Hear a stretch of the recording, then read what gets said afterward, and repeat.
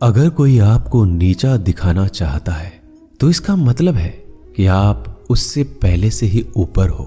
जिंदगी जीने के लिए मिली है, इससे लोग क्या सोचेंगे यह सोचने में बर्बाद मत करो। किसी के बुरे वक्त में उसका हाथ पकड़ो, सहारा दो, उसे हिम्मत दो, क्योंकि बुरा वक्त थोड़े समय में चला जाएगा लेकिन वह आपको दुआ जिंदगी भर देता रहेगा। मनुष्य सुबह से शाम तक काम करके उतना नहीं थकता जितना चिंता और क्रोध के एक क्षण में थक जाता है। संबंध परमात्मा से अच्छे बना लो तो तुम्हें किसी की जरूरत नहीं पड़ेगी, तुम खुद सबकी जरूरत बन जाओगे। सलाह देने तो हजारों आते हैं लेकिन जब साथ देने की बारी आती है तो केवल भगवान आते हैं। जीतने के बाद तो सारी दुनिया गले लगाती है, क्योंकि जो आज आपके साथ है वह कल आपके खिलाफ हो सकते हैं। बिना मतलब के कोई आपकी इज्जत नहीं करेगा, लेकिन खुद को इतना काबिल बनाओ कि लोग बिना मतलब के भी आपका इज्जत करें।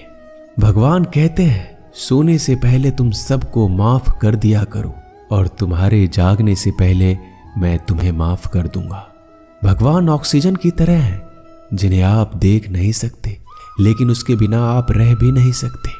कोई और तुम्हारी मदद नहीं कर सकता, अपनी मदद स्वयं करो। आप खुद के सबसे अच्छे मित्र हैं और सबसे बड़े दुश्मन भी। इंसान तब समझदार नहीं होता जब वह बड़ी बातें करने लगे, बल्कि समझदार तब होता है जब वो छोटी छोटी बातों को समझने लगे। आप किस समय सही थे इसे कोई याद नहीं रखता, लेकिन आप किस समय गलत थे ये सब याद रखते हैं। सब दुख दूर होने के बाद ही मन प्रसन्न होगा, यह आपका भ्रम है। मन प्रसन्न रखो, सब दुख दूर हो जाएंगे, ये हकीकत है। किसी भी व्यक्ति की कोई भी बात बुरी लगे तो दो तरह से सोचो। यदि व्यक्ति महत्वपूर्ण है तो भूल जाओ और बात महत्वपूर्ण है तो व्यक्ति को भूल जाओ। रिश्तों का संबंध सिर्फ रक्त से नहीं होता, जो मुसीबत में हाथ थाम ले उससे बड़ा कोई रिश्ता नहीं होता। भगवान कहते हैं तुम सब कुछ मुझे सौंप दो, सारा दर्द परेशानी, और बिल्कुल हल्के होकर मुझे याद करो। धीरे धीरे तुम्हारा जीवन बदल जाएगा। हर रोज रात को सोने से पहले भगवान को अपनी पूरी दिनचर्या बता के सोएं। अगर आपके द्वारा किसी का दिल दुखा है तो मन ही मन उससे माफी मांगे। अगर आपका किसी ने दिल दुखाया है तो उसे माफ करके सारी चिंताएं भगवान को सौंप कर सो जाए। यकीन मानिए इससे आपकी जिंदगी खुशनुमा बन जाएगी। क्रोध बोला हुआ एक शब्द इतना जहरीला हो सकता है कि आपकी हजार प्यारी बातों को एक मिनट में नष्ट कर सकता है। सबको हंसाना लेकिन किसी पर भी हंसना मत। सबके दुख बांटना लेकिन किसी को दुखी मत करना। सबकी राह में दीप जलाना लेकिन किसी का दिल जलाना मत। यही जीवन की रीत है, जैसा बोओगे वैसा ही पाओगे। दुआएं और प्रार्थनाएं असंभव को भी संभव बना देती है। ईश्वर को ना हमारे तन की जरूरत है ना धन की, उसको तो बस पवित्र मन की जरूरत है। इसलिए वो हमें कुछ भी छोड़ने के लिए नहीं कहता, बस कहता है बच्चे मन से विकार छोड़ो, गंदे विचार छोड़ो। जो आने वाला है वो हमेशा गुजरे हुए कल से बेहतर होगा। यही एक सोच आपके जीवन में कभी निराशा नहीं होने देगी। झूठ कितना अजीब है, खुद बोलो तो अच्छा लगता है, दूसरे बोले तो गुस्सा आता है। खुशियां चाहे किसी के साथ भी बांट लो, पर गम हमेशा भरोसेमंद इंसान के साथ ही बांटना चाहिए। जीवन में समय चाहे जैसा हो, परिवार के साथ रहो तो सुख बढ़ जाता है, दुख हो तो बढ़ जाता है। सच्चा मित्र वही है जो उस समय में भी आपके साथ खड़ा हो जब सारी दुनिया आपके खिलाफ हो। आपके पास जितना भी है उसके लिए बार बार दिल से धन्यवाद कहें, हर वक्त कहें। यकीन मानिए जितना भी है वो जल्दी कई गुना हो जाएगा। प्रार्थनाएं और ध्यान इंसान के लिए बहुत जरूरी है, क्योंकि प्रार्थना में भगवान आपकी बात सुनते हैं और ध्यान में आप भगवान की बात सुनते हैं। श्री कृष्ण से कितना कुछ छूटा, पहले माँ छूटी, फिर पिता छूटे, फिर जो नंद किशोर मिले वो भी छूटे, संग साथी छूटे, राधा भी छूटी, गोकुल छूटा, फिर मथुरा छूटा। श्री कृष्ण से जीवन भर कुछ न कुछ छूटता ही रहा। नहीं छूटा तो वो था देवत्व, मुस्कान और सकारात्मकता। श्री कृष्ण दुखी नहीं, उत्सव के प्रतीक है। सब कुछ छूटने पर भी कैसे खुश रहा जा सकता है, ये श्री कृष्ण से अच्छा कोई नहीं सिखा सकता।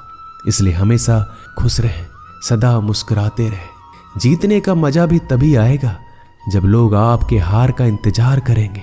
गीता में लिखा है, यदि कोई आपको अच्छा लगता है तो अच्छा वो नहीं, अच्छे आप हैं, क्योंकि उसमें अच्छाई देखने वाली नजर आपके पास है। अपनी पीड़ा के लिए संसार को दोष मत दो, अपने मन को समझाओ। तुम्हारे मन का परिवर्तन ही तुम्हारे दुखों का अंत है। सोच और नीयत अच्छी रखिए, फिर आपके कष्ट प्रभु स्वयं दूर कर देंगे। याद रखना, भगवान से कभी उम्मीद छोड़ना नहीं और दुनिया वालों से कभी उम्मीद रखना नहीं। सुख दुख एक सिक्के के दो पहलू है। जहां सुख होगा वहां दुख भी होगा, जहां दुख होगा वहां सुख भी होगा।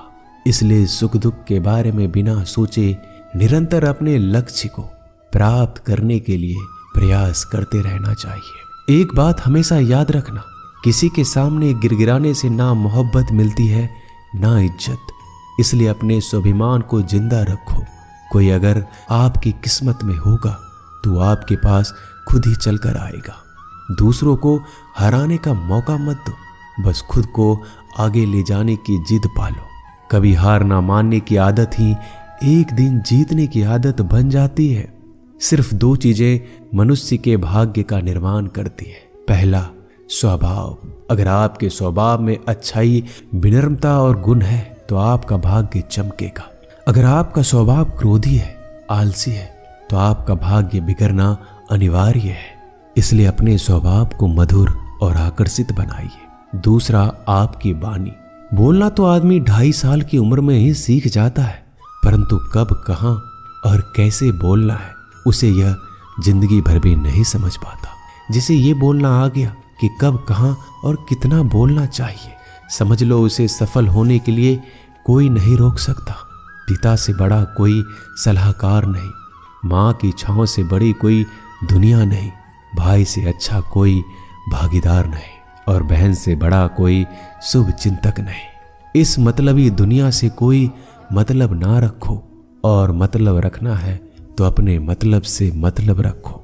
दुआएं मांगने से किसका भला होता है, मिलता तो वही है जो हमने बोया होता है। तुम नीचे गिर के देखो, कोई नहीं आएगा उठाने। तुम जड़ा उड़कर तो देखो, सब आएंगे गिराने। एक बात हमेशा याद रखना, अगर शराब की दुकान पर बैठकर दूध पियोगे तो तुम्हें शराबी का ही दर्जा मिलेगा, और किसी मंदिर में बैठ के पानी भी पियोगे तो तुम्हें एक संत का दर्जा दिया जाएगा। इसलिए आप किसके साथ उठते बैठते हो ये बहुत मायने रखता है। दोस्तों, आशा करता हूँ कि आपने इस वीडियो से बहुत सारी सीख ली होगी। मिलते हैं जल्दी एक नए ज्ञानवर्धक वीडियो में। धन्यवाद।